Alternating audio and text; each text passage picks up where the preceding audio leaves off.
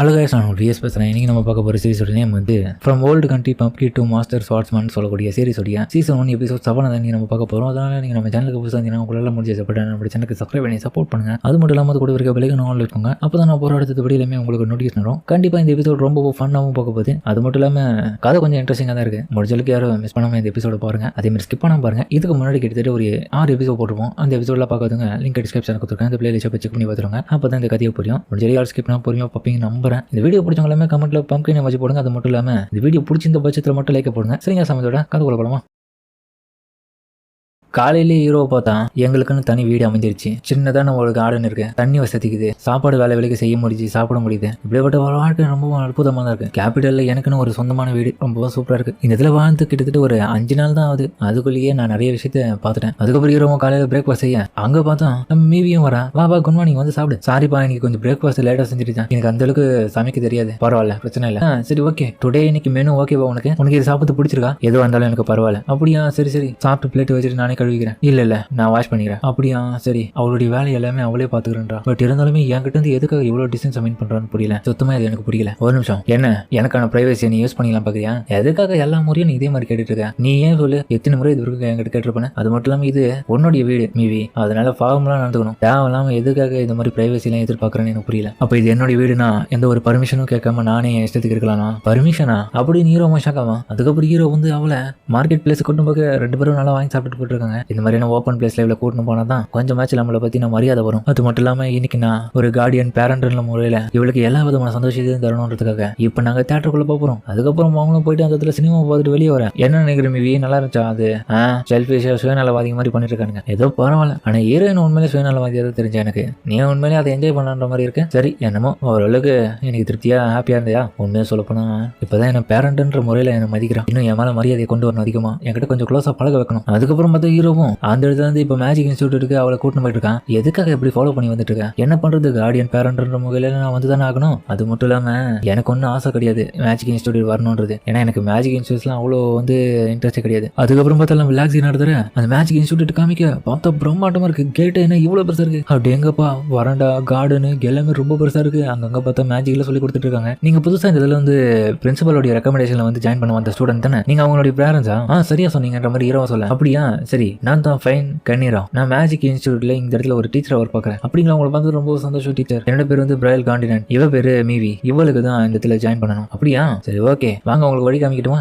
உண்மையா சொல்ல போனா வழி தெரியாம நாங்களும் தடுமாடி இருந்தோம். ஏன்னா இந்த ஸ்கூல் பார்க்க ரொம்ப அற்புதமா பிரம்மாண்டமா இருக்கு. மீவியும் தேங்க்னு உங்களை பார்த்தால ரொம்ப சந்தோஷம். நீங்க பண்ற உதவிக்கு ரொம்ப நன்றி. எதுக்காக இவ இப்படி நடந்துக்கிறா திடீர்னு? ஒழுக்கமா? ஆனா ஒழுக்கமா நடத்துக்கும் போது தான் பார்க்க நல்லா இருக்கா. என்னமா கொஞ்சம் நர்வஸா இருக்கியா? நர்வஸே ஆகாத, இதெல்லாம் உங்க ஸ்கூல் மாதிரி. அதுக்கப்புறம் ஹீரோவா அந்த இடத்துக்குள்ள போக இடமே பார்க்க பிரம்மாண்டமா இருக்கு. உள்ள கண்ணாடி எல்லாம் பார்த்தா என்னடா இது மதில் சுவருக்கு பெருசு பெருசா இருக்குது. அதோடைய அளவோட இந்த கண்ணாடி தான் ரொம்ப பெருசா இருக்கும்படி ஆயிட்டு. என்னோட பக்கம் வந்து நம்ம டீச்சர் கரேனாவும், ஏங்க உங்களுக்கு எந்த ஆள் வந்து இந்த இடத்துல இந்த ஸ்கூலை பத்தி இன்ட்ரோடியூஸ் பண்ணியிருந்தாங்க? அதுவா கமாண்டர் டைமண்ட் தான். மேஜிக் கேம்ப்ஸ் வந்து ரெக்கமெண்டேஷனாகவும் தான் பண்ணாங்க. அப்படியா? அதனாலதான் பர்சனலாவே பிரின்சிபல் வந்து உங்களுக்கு ரெக்கமெண்டேஷன் கொடுத்துருக்காங்க. அப்புறம் டீச்சரும் போக அந்த இடத்துல பார்த்த பசங்க எல்லாமே அவங்களுக்கு பயங்கரமா ஒழுக்கத்தோட மரியாதை கொடுக்குறாங்க. அப்படிங்க பசங்க எல்லாம் பொலைட்டா நடந்துக்கிறாங்க. ஆமா இந்த இதுல நாங்க மேஜிக்கை மட்டும் கற்றுக் கொடுக்கல. இந்த நாட்டில் வந்து மேஜிக்கை பயன்படுத்துறது ஈஸியான விஷயமா ஒவ்வொரு ஸ்டூடெண்ட்டுக்கும் தோணலாம். பட் ஆனால் அந்த மேஜிக்கை எப்படி பயன்படுத்தணும், ஒழுக்கமா இருக்கணும், அது தப்பானவங்க மேல பயன்படுத்தக்கூடாது, தப்பான முறையில பயன்படுத்தக்கூடாதுன்ற எல்லா விஷயத்தையும் நாங்கள் கூடவே சொல்லி கொடுத்துட்டு இருக்கோம். அதனால தான் ஒவ்வொரு பசங்களும் இந்த இதில் சிறந்தவங்களா இருக்காங்க. கண்டிப்பா மீவி இந்த இதில் சேர்த்துட்டுனா கண்டிப்பா ஒழுக்கமாயிடுவான்றது எனக்கு நம்பிக்கை இருக்கு. பிரின்சிபல் ரெக்கமெண்டேஷன் பண்ணது மூலியமா உங்களுக்கு இந்த இடத்துல வெறும் ஆப்டிடியூட் டெஸ்ட் மட்டும் தான் நடக்கும். அதுக்கு நீங்க தயாரா இருந்தா போதும். என்ன மீவி, அவங்க சொல்றதுக்கு தயாரா இருக்கியா? சரி மீவி, அவங்களுடைய மேஜிக் மேஜர் என்ன? மேஜிக் மேஜர்ன்றது சில டிஃப்ரெண்டான மேஜிக் சிஸ்டம் கொண்டதுங்க. அது ஒருத்தருடைய ஸ்ட்ரென்த் அண்ட் வீக்னஸை பொறுத்து அமையும். ஆனா இந்த முக்கியமா ஃபிளேமை மட்டும் தான் நான் இந்த இடத்துல பயன்படுத்துவேன். வேற எதுவும் எனக்கு தெரியாது. ஃபிளேமா? அட்டியங்கப்பா சூப்பர். நீங்க அப்பா அஃபென்சிவ் மேஜிக் ஹீரோவும் என்னங்க சொல்றீங்க? அஃபென்சிவா? எனக்கு சுத்தமா இந்த மேஜிக் பத்தி எதுவும் தெரியாது. அதை பத்தி கொஞ்சம் எக்ஸ்பிளைன் பண்ணி நல்லா இருக்கும். நான் சொல்றேன். மொத்தம் இந்த இதுல 5 விதமான மேஜிக் இருக்கு சிஸ்டத்துல. அதுல ஃபர்ஸ்ட் வந்து அஃபென்சிவ் மேஜிக், 2வது டிஃபென்சிவ் மேஜிக், 3வது ஹீலிங் மேஜிக், 4வது என்சாண்டிங் மேஜிக், 5வது வந்து லைஃப் ஸ்டைல் மேஜிக். அது வகையில வந்து ஃபிளேமை ப்ரொடியூஸ் பண்ற டைப் மேஜிக் எல்லாமே அஃபென்சிவ் மேஜிக் உள்ளதா இருக்கும். அப்படியா? வேற ரகமா இருக்கு, சூப்பரா இருக்கு. அது மட்டும் இல்லாம நீங்க கட்டாயமா ஸ்கூல் டார்மெட்டரியா நீங்க தேர்ந்தெடுத்தே ஆகணும். ஏன்னா நீங்க தேர்ந்தெடுத்து இதே இடத்துல தாங்கினா மட்டும் தான் டெய்லி உங்களால கத்துக்க முடியும். டார்மெட்டரியா? ஆமா, ஸ்டூடெண்ட்ஸை பொறுத்த வரைக்கும் ரூரல் ஹாஸ்பிட்டல் ஏரியால எந்த விதமான செயல்களும் பண்ணக்கூடாது. ஆல்சோ இந்த ஏரியால நிறைய பசங்க வாழ்றாங்க. அதனால உங்களுக்கு தெரியும் முடிஞ்சளுக்கு வந்து நீங்க வீட்ல இருந்தே இவ்வளவு அமைச்சு வச்சு கத்துக்குவீங்க. ஓகேங்க. அதுக்கப்புறம் வந்து ஸ்டூடெண்ட்ஸ் எப்படி எல்லாம் மேஜிக் பண்ண போறாங்கன்ற விஷயத்தெல்லாம் காமிக்க. அதுக்கப்புறம் ஒரு இடத்த போய் காமி பாருங்க பாரு. கண்டிப்பா இந்த இடம் பார்க்கும்போது எனக்கு எந்த ஞாபகம் வந்துச்சுன்னா ஹாலிவுட் படமான நம்ம ஹாரி பாட்டர் இருக்குல்ல, அதுல வந்து டைனிங் டேபிள் உட்காருவானுங்க கும்பல பசங்க எல்லாருமே. அந்த ஞாபகம் தான் எனக்கு வந்துச்சு. டைனிங் டேபிள் ரொம்ப பெருசா இருக்குன்னு வாய போலக்காதீங்க. இதுதான் ஒரு நாள்ல 3 தடவை சாப்பாடு கரெக்டா போட்டுருவோம். கண்டிப்பா அது நேச்சுரலாக இருக்கும். கண்டிப்பா உங்களுடைய மைண்ட் எல்லாமே நல்லா ஆக்கும். இது மூலியமா நீங்க நல்லபடியா மேட்ச் கத்துக்கலாம். அது மட்டும் நம்ம பாத்ரூம் இருக்கு. என்னது பாத்ரூம் சொல்லி ஒன்றும் ஜாகவே தனியா உங்களுக்கு செப்பரேட்டான ரூம் இருக்கு. தங்கணும்னு நினைச்சா தங்கிக்கலாம். அதுவும் சூப்பரா இருக்கு. டார்மெண்டரியில வந்து ரொம்ப அமேசிங் இல்ல. இதே இடத்துல தங்கி கூட படிக்கிறதுனா படிக்கிறேன்ப்பா, எனக்கு பிரச்சனை கிடையாது. சென்ட்ரல் டிஸ்ட்ரிக்ட் போவோம். ஹீரோ வரும்போது யோசிக்கிறோம். கண்டிப்பா டார்மெண்டரியில மட்டும் மேபி அந்த தங்க ஆரம்பிச்சோன்னா எல்லா விதமான பசங்க கூட நல்லபடியா பழகி வாழ்வான். என் கூட இருக்கிறத விட அங்க நல்லா இருப்பான். மேபி உனக்கு என்ன சாப்பிட வேணும்? பசிக்குதான், நான் நல்லதா இருக்கேன், எனக்கு பிரச்சனை கிடையாது. இந்த ஏஜ்ல என்கிட்ட ஓவரான ஆட்டிடியூட் தான். ஏன்னா நான் ரொம்ப வயசானவங்க மாதிரி தான் இவன் கண்டுக்க தெரியல. என் கூட பழகிறவங்க எல்லாமே பெரிய பெரிய ஆளுங்கிறதுனால தான் எனக்கு நல்லா இருக்கும். என்னோட சின்ன பொண்ணு. அதுக்கப்புறம் பார்த்தா ஒரு கடையை காமிக்க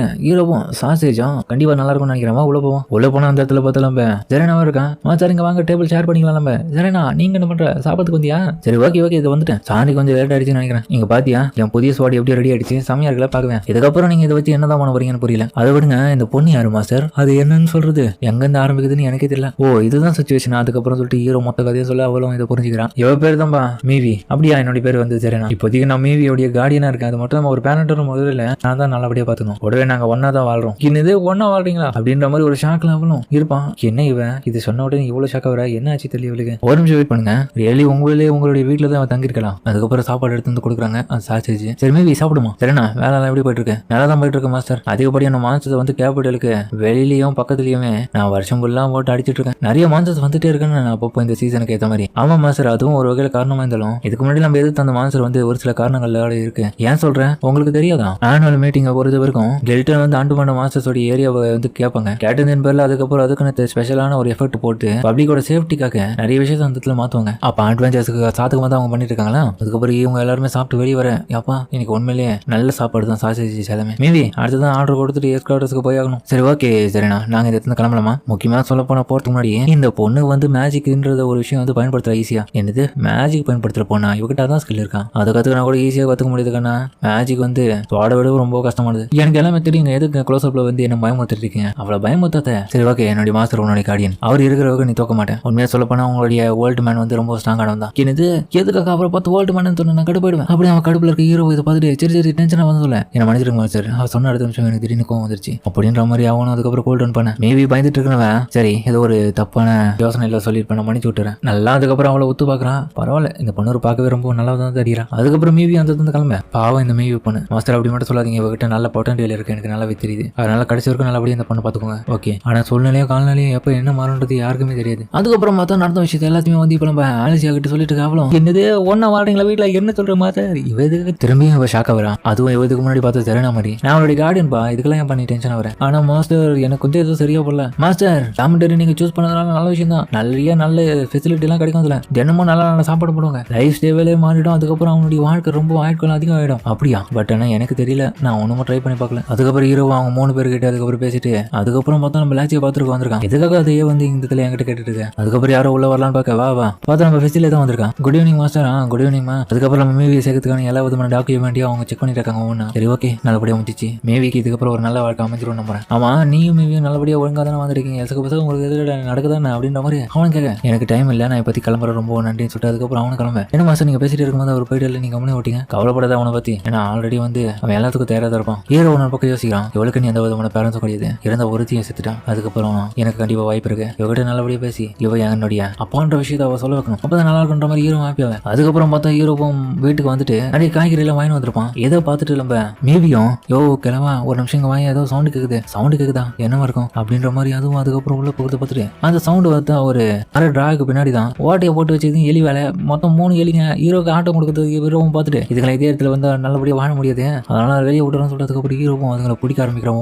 வெளியில இருக்க கதவெல்லாம் வேற திறந்து விட்டு நான் வெளியே போகிறதுக்காக என்ன பண்ற நீ அமைதியாரு உன்னால ஹெல்ப் பண்ண முடியல நான் எதுவும் கேட்கல உங்ககிட்ட. அதுக்கப்புறம் ஹீரோவும் உனத்தை விரட்டி விட்டுறான் வெளியே. அப்புறம் 2 வந்து ஹீரோக்கு ஆட்டம் காமிக்க ஹீரோ தன்னுடைய ஷர்ட்டை எடுத்து அதுக்கப்புறம் அது மேலே போய் பிடிக்கிறது பார்க்க உனத்தை வந்து பிடிச்சிருவான். ஆனா திரும்ப ஒன்னு பிடிக்கலன்னு பார்க்க அது பார்த்து வெளியே போகாம இன்னமும் உள்ளுக்குள்ள இருந்து ஹீரோக்கு ஆட்டம் காமிச்சிட்டு இருக்கோம். ஹீரோவும் யோசிப்பான். அது மட்டும் இல்லாம அதோடைய கால்கள்னால நம்ம ஹீரோ தாண்டி வரேன். ஒரு கட்டத்துல பார்த்தா அது ஹீரோ கிட்ட தம்பிலாம் பார்க்க ஹீரோவும் பிடிக்கலன்னு பார்ப்பான். பட் டைமிங்ல பார்த்தா நம்ம மீவி தன்னுடைய ஃபயர் பவர் பயன்படுத்தி அதை வந்து பயன்படுத்திடுவான். இதனால கரெக்டா ஹீரோ வந்து பிடிச்சிருவான். அப்படியேங்கப்பா நீ வேற லெவலா உதவி பண்ண. இதை கேட்டு அவன் அந்த கிளம்ப இல்லாம இன்னொரு பக்கம் பார்த்தோம் ஹீரோவா அந்த எலிகள் எல்லாம் விட்டுட்டு மறுநாளே பார்த்தா எலி மருந்து தத்துக்கு வச்சிருக்கான். கவலைப்படுது, இப்போதைக்கு இதுங்க எல்லாமே இந்த வரதுக்கான வாய்ப்புகள் கம்மி தான். ஏன்னா எலி மருந்து தான் வச்சிருக்கோம், இதுக்கப்புறம் எந்த விதமான நாயசம் கேட்காது அப்படின்னு ஹீரோ தன்னோட சமையல் வேலையை ஆரம்பிப்பான். இன்னொரு பக்கம் பார்த்தா திடீர்னு நம்ம மீவியும் அவன் வந்து ஹெல்ப் பண்ணா கேட்பான். அப்படியா சரி, இந்த முல்லைக்கு மேல இருக்க தோல் எல்லாம் செய்வேன். என்னதான் இவளுக்கு நான் ஒரு ஹாஸ்டல் தேவைப்பட்டாலும் தேவைப்படலனாலும் இவ என்னுடைய பொண்ணு தான், இதுக்கப்புறம் நான் நல்லபடியா அவளை பார்த்துக்கலாம் தான் இருக்கேன் அப்படின்னு ஹீரோவா அதுக்கப்புறம் 2 பேருமா உட்காந்து சாப்பிட்றாங்க. எப்படி இருக்கீங்க? செஞ்சது நல்லா தான் இருக்கு. நான் கூடிய சீக்கிரமே குக்கிங் கத்துக்கணும். எதுக்காக? எங்களுடைய வேலையெல்லாம் போறதுக்காகவா? இல்ல என்னுடைய பெஸ்ட் கொடுத்து எவ்வளவுதான் பண்ண முடியும் நான் தெரிஞ்சுக்கணும். மிச்சப்படி எல்லாமே கரெக்டா இருக்கா?